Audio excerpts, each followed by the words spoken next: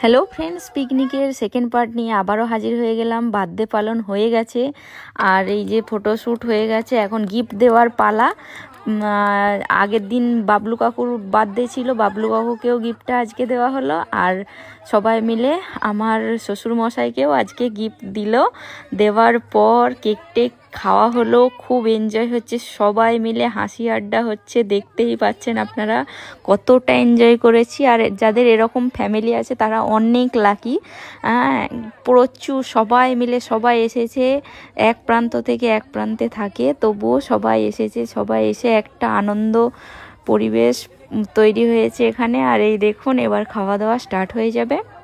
আর খাওয়া দাওয়াতে মেনুতে ছিল স্যালাড, বিরিয়ানি, চিকেন কষা, চাটনি, পাঁপড়, মিষ্টি।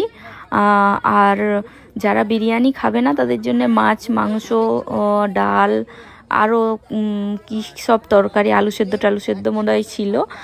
যাই হোক, বিরিয়ানিটা আমি অনেকটাই রান্না করেছি, দেখুন কীরকম খেতে হয়েছে। এখন সূর্য বলছে, সবাই বলেছে ভালোই খেতে হয়েছে।